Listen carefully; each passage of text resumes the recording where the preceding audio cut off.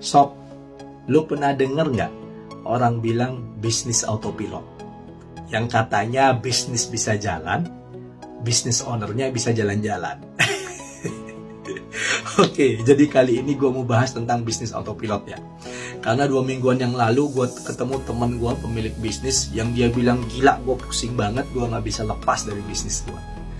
Jadi gue kenal banyak pemilik bisnis dan gue sendiri memulai bisnis sejak tahun 2010 ya sob. Dari 13 tahun sekarang. Jadi gak ada tuh yang namanya bisnis autopilot. Itu yang nomor 1.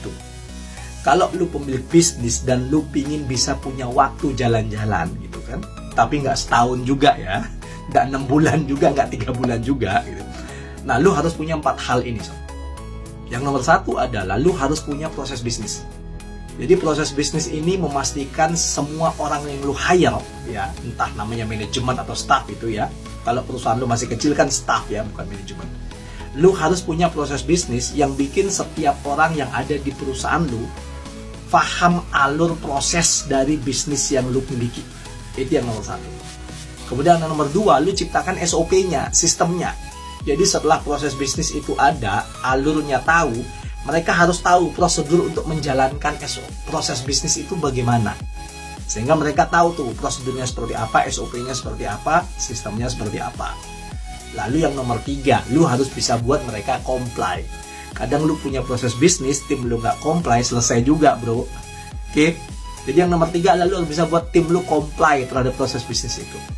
Dan yang nomor 4, lu harus buat tim lu kompeten ngejalaninnya. Karena proses bisnis ada, SOP-nya ada, sistemnya ada, terus mereka comply, tapi mereka nggak bisa ngejalanin. Lu juga yang tetap ribet, lu juga yang tetap repot, harus turun ke bawah untuk menjalankan itu. Nah, kalau 4 ini sudah terjadi bro, sis, nah berkurang tuh setengah beban hidup lu. Baru setelah itu lu bisa keluar. Lu punya waktu untuk keluar, bikin network ya, expand market, menangkap apa yang ada di depan. Tapi setelah itu lu juga tetap harus balik ke perusahaan untuk apa? Untuk ngedirect bisnis lu, untuk ngedirect perahu yang sedang lu bangun ini. Jadi kalau lu pemilik bisnis ya, jangan berpikir setelah bisnis lu jalan, lu bisa jalan-jalan 3 bulan gitu ya. Hancur sob bisnis lu. Oke, jadi ini sedikit yang bisa gue share pengalaman gue 13 tahun sebagai pemilik bisnis. Moga-moga bisa bermanfaat. Ini bisa buat bisnis yang dari kecil sampai yang gede sama aja. Jadi kalau bisnis lu kecil, lu punya 5 orang gitu kan, sederhananya. Nah, lu punya 10 tugas, nah lu bagi deh 5 tugas dari 10 itu pada 5 orang. Sehingga setengah beban hidup lu 5 hilang. Nah, kalau lu punya orang 5, pekerjaan 10, tapi lu masih ngerjain 8, berarti lu salah pilih orang.